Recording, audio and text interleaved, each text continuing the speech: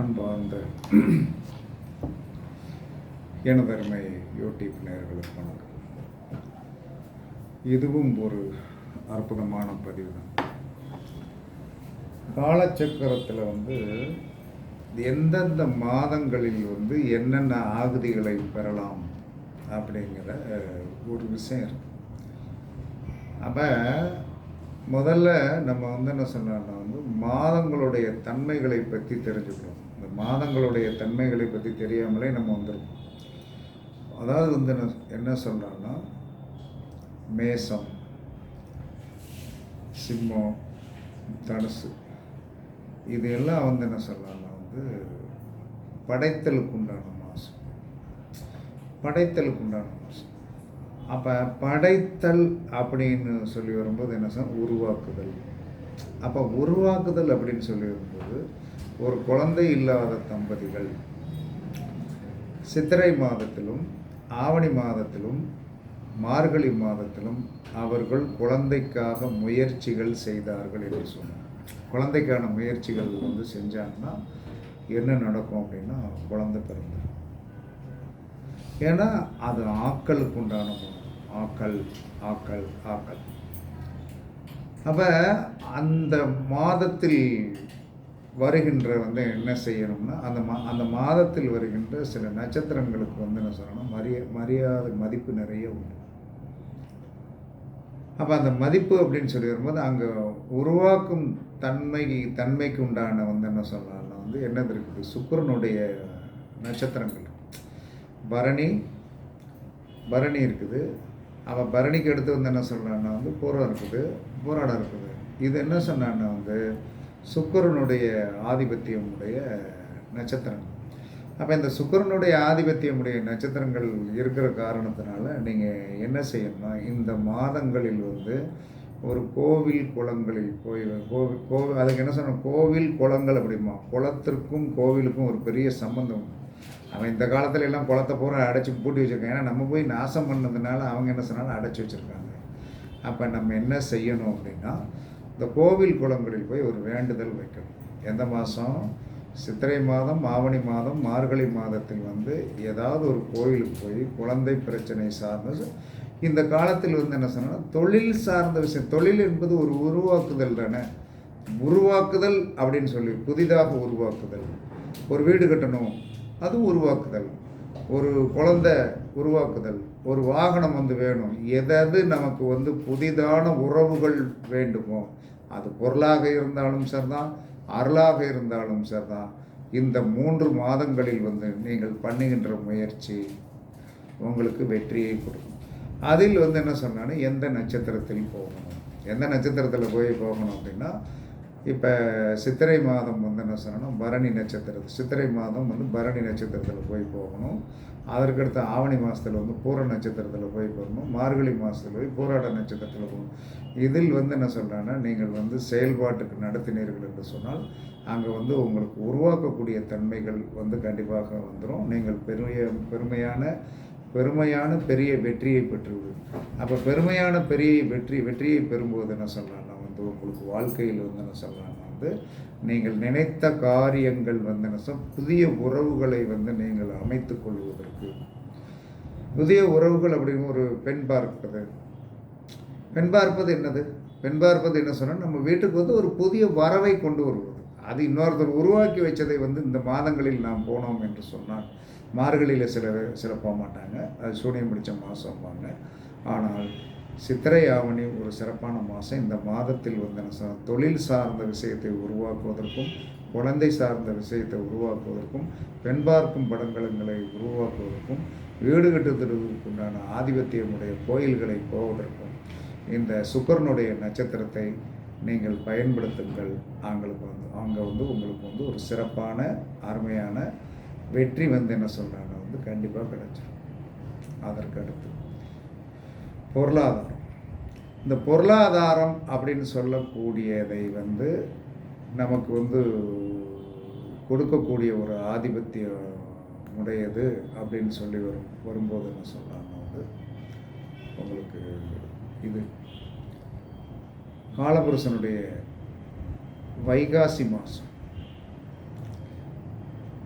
வைகாசி மாதம் வந்து என்ன சொல்லலாம்னா வந்து பொருளாதார வளர்ச்சியை வந்து கண்டிப்பாக கொடுக்கும். பொருளாதார வளர்ச்சியை வந்து கண்டிப்பாக கொடுக்கும். அதற்கடுத்து என்ன சொல்லலாம்னா வந்து கன்னியா மாதம். அதுக்கடுத்து என்ன சொல்லலாம்னா வந்து உங்களுக்கு காத்தல் காத்தல் அப்படின்னு சொல்லி வரும்போது கன்னியா மாதம் வந்து என்ன சொல்லலாம்னா வந்து புரட்டாசி மாதம் வந்து என்ன சொல்லலாம்னா வந்து பொருளாதார மேன்மையை கொடுக்கக்கூடிய மாதம். அப்போ வைகாசி வந்து என்ன சொல்லலாம்னா வந்து காத்தலுக்கு உண்டான அந்த மாதம்.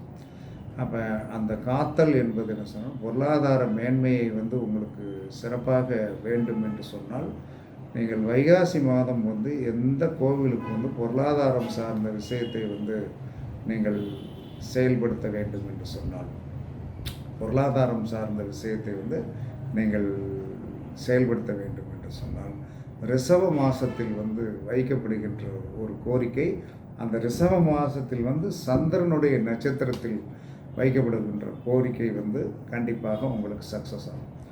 அதற்கடுத்து வந்து என்ன சொல்கிறாங்கன்னா வந்து உங்களுக்கு வந்து புரட்டாசி. அப்போ புரட்டாசி அப்படின்னு சொல்லி வரும்போது என்ன சொல்கிறாங்கன்னா வந்து உங்களுக்கு அதில் வந்து என்ன சொல்கிறாங்கன்னா புரட்டாசி மாதத்தில் வருகின்ற அஸ்த நட்சத்திரம் ஒரு பெருமைக்குரிய நட்சத்திரமாக கருதப்படுகிறது. அந்த பெருமைக்குரிய நட்சத்திரமாக கருதப்படுகிறது அப்படிங்கும்போது உங்களுக்கு பொருள் சார்ந்த ஒரு விஷயம் அப்படிங்கிறது அந்த ரெண்டாவது என்ன சொல்கிறாங்கன்னா வந்து ரெண்டாவது மாதம் என்பது என்ன சொல்கிறாங்க என்னதுன்னா ரிஷபம் அப்படின்னு சொல்லக்கூடிய மாதம். அதாவது வந்து உங்களுக்கு வந்து என்ன சொல்ல பொருளாதார வளர்ச்சிக்கு நம்ம பயன்படுத்தலாம். அப்போ பொருளாதார வளர்ச்சிக்கு மொத்தம் 3 மாதங்களை பயன்படுத்தலாம். அப்போ பொருளாதார வளர்ச்சிக்கு 3 மாதங்களை பயன்படுத்தலாம் அப்படின்னு சொல்லி வரும்போது எதை பயன்படுத்தலாம்? ரிஷபத்தை பயன்படுத்தலாம். அதுக்கடுத்து என்ன சொல்லலாம்னா உங்களுக்கு புரட்டாசியை பயன்படுத்தலாம். அதற்கு அடுத்து வந்து என்ன சொல்லலாம்னா வந்து உங்களுக்கு எதை பயன்படுத்தலாம்? தை மாதத்தை பயன்படுத்தலாம். இது வந்து என்ன சொன்னால் பொருளாதார மேன்மைக்கு அதில் இருக்கின்ற நடு நட்சத்திரங்கள் என்று சொல்லக்கூடியது உங்களுக்கு யார்? சாட்சாத் சந்திரனுடைய நட்சத்திரங்கள் அந்த இடத்தில் இருக்கின்ற வலிமையான நட்சத்திரங்கள். இது வருடம் இந்த மாதங்கள் வரும்போது நாம் வந்து அது சார்ந்த வந்து முக்கியமான கோயில்களுக்கு பொருளாதார வலிமையை கொடுக்கக்கூடிய இந்த மகாலட்சுமி கோயில்களுக்கு போய் வருவது, விஷ்ணு பகவானை வந்து வழிபாடு பண்ணுவது நமக்கு வந்து பெரிய மேன்மையை வந்து கண்டிப்பாக கொடுக்கும். அப்போ பெரிய மேன்மையை கண்டிப்பாக கொடுக்கும். அப்போ அதாவது வந்து நெருப்பு என்று இந்த முதல் 1, 5, 9 என்று சொல்லக்கூடிய இந்த நெருப்பு எல்லாமே வந்து நமக்கு வந்து உருவாக்கும் தன்மையை வந்து கொடுக்கக்கூடியது. பிரம்மனுடைய ஆதிபத்தியம் உடையது, பிரம்மாவுடைய ஆதிபத்தியம். ரெண்டாவது என்ன சொல்கிறான்னா வந்து மண் என்று சொல்லக்கூடிய தன்மை உடையது என்ன சொல்கிறான்னா வந்து உங்களுக்கு இது காத்தல், படைத்தல், காத்தல், அழித்தல், இந்த 3 தான்.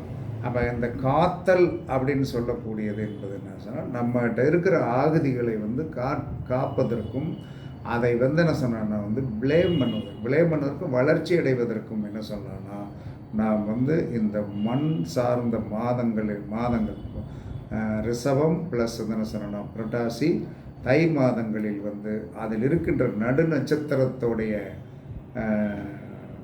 அந்த சந்திரனுடைய நட்சத்திரங்கள் வருகின்ற போது நாம் மறக்காமல் வந்து என்ன சொல்லலாம்னா வந்து தெய்வ வழிபாடுகளை வந்து பொருளாதாரம் சார்ந்த விஷயத்திற்கும் அதுக்கடுத்து என்ன சொன்னான்னா வந்து உங்களுக்கு அந்த பொருளாதாரத்தால் ஏற்படக்கூடிய வளர்ச்சியை வந்து தக்க வைத்துக் கொள்வதற்கும் நாம் இந்த மாதங்களை பயன்படுத்தலாம். அதற்கடுத்து அழித்தல்னால் என்னது? கஷ்டத்தை அழிக்கணும். மனிதன் அழிக்கிறது இல்லை, கஷ்டத்தை அழிக்கணும். அப்போ கஷ்டத்தை அழிப்பதற்கு என்ன சொல்லலாம்னா வந்து காற்று.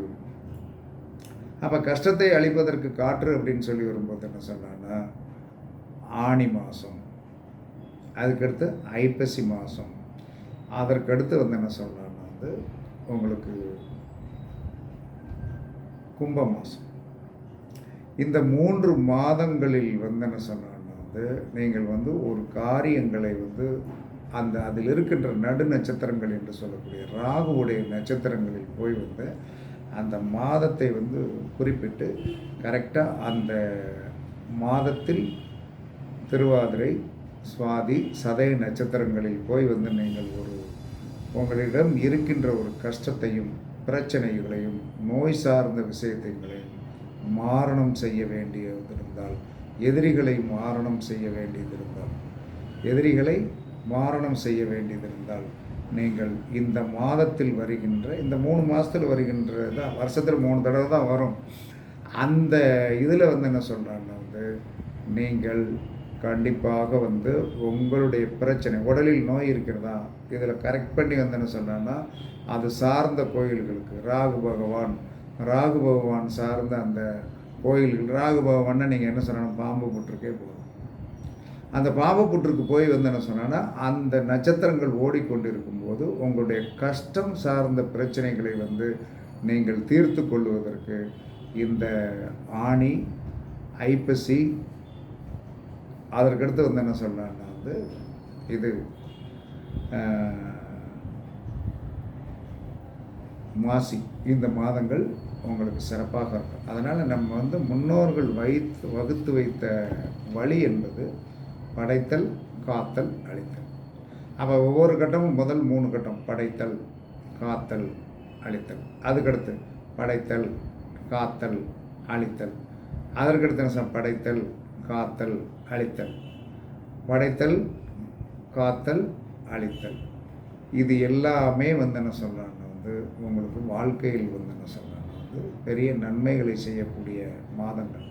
இதை நீங்கள் வந்து பரீட்சித்து பாருங்கள். இது தெரிஞ்சு வச்சுக்கோங்க. முதல்ல தெரிஞ்சுக்கோங்க. எப்பயுமே படைத்தல், காத்தல், அழித்தல், படைத்தல், காத்தல், அழித்தல், படைத்தல், காத்தல், அழித்தல். இவ்வளோதான். இந்த படைத்தல், காத்தல், அழித்தல் என்பது கண்டிப்பாக என்ன சொல்கிறாங்கன்னா படைப்பு சார்ந்த விஷயத்திற்கு அந்த மாதங்களை பிடிங்கள். காத்தல் சார்ந்த விஷயத்திற்கு, வளர்ச்சி சார்ந்த விஷயத்திற்கு வந்து அதற்கடுத்த இது உள்ள மாதங்களை பிடிங்கள். அதற்கடுத்து அந்த அழித்தல் அப்படின்னு சொல்லக்கூடியதை வந்து நீங்கள் பிடிக்கலாம். இப்படி பிடிக்கும்போது என்ன சொன்னோன்னா வாழ்க்கை வந்து என்ன சொன்னோன்னா உங்களுக்கு சிறப்பாகவும், பிரச்சனைகள் ஆகணும், கஷ்டம் இல்லாமல் இருக்குது. இதெல்லாம் தெரிஞ்சு வச்சுக்கணும். படைத்தல் மாதம் இது, காத்தல் மாதம் இது, அழித்தல் மாதம் இது. அந்த மாதத்தில் நம்ம அதுக்குண்டான முக்கியத்துவம் கொடுத்து வந்து என்ன சொன்னால் ஒரு ரெக்கார்டு அதில் வந்து கோயிலுக்கு போய் ரெக்கார்ட் பண்ணி வச்சிட்டோம்னா நீங்கள் கண்டிப்பாக வந்துட்டு கோயிலுக்கு போங்க. முதல்ல வந்து என்ன சொன்னால் உங்கள் ஊரில் இருக்கிற கோயிலுக்கு நீங்கள் போங்க. வாரத்தில் 1 நாள் போங்க, இல்லை வாரத்தில் 2 நாள் போங்க. இது வந்து நீங்கள் செஞ்சே ஆகணும். என்ன காரணம்னா நீங்கள் எவ்வளவோ 1000, 2000 செலவழித்து எங்கேயோ 500 கிலோமீட்டர் தள்ளி போய் வந்து சொன்னா வந்து ஒரு கோயிலை சாமி கும்பிட்டு விட உங்கள் ஊரில் இருக்கின்ற தெய்வத்தை முதலில் வழிபட்டீர்கள் என்று சொன்னால் தான் இங்கே இருக்கிறவர் வந்து முதல்ல அருள் கடாட்சம் கொடுக்கணும். இங்கே இல்லாமல் வந்து எங்கேயோ போய் நீங்கள் கும்பிட்டு வருவது அவ்வளோ தூரத்துக்கு சாலை சிறந்தது கிடையாது. நம்ம ஊரில் இருக்கிற விளைச்சலுக்கு உண்டான உணவை சாப்பிடுங்க. அந்நிய இடத்தில் இருக்கிற விளைச்சலான உணவுகளை நீங்கள் சாப்பிடும்போது கண்டிப்பாக உங்களுக்கு பிரச்சனை தன்மைகளை தான் கொடுக்குமே தவிர இருக்கும், ஒரு ருசி இருக்கும், ஒரு டேஸ்ட் இருக்கும். ஆனால் நம் இடத்தில் இருக்கின்ற தெய்வத்திற்கு முதல்ல மரியாதை கொடுங்க.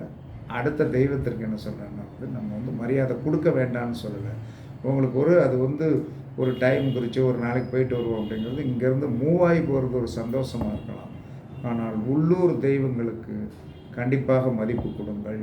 உள்ளூர் தெய்வங்களுக்கு உங்களுடைய வீட்டிலிருந்து நீங்கள் போய் வந்து வாரத்தில் 2 மாலை நாள் என்ன சொன்னால் அந்த தெய்வங்களுக்கு கழுத்தில் விழுந்து விட்டதா உங்கள் வீடு வந்து வளரும், கஷ்டம் குறையும் என்று கூறி உங்களிடமிருந்து விடைபெறுவது சிப்பிப்பாறை ஜோதிடர் சாதி ராகவன் ஜெயபாலாஜி.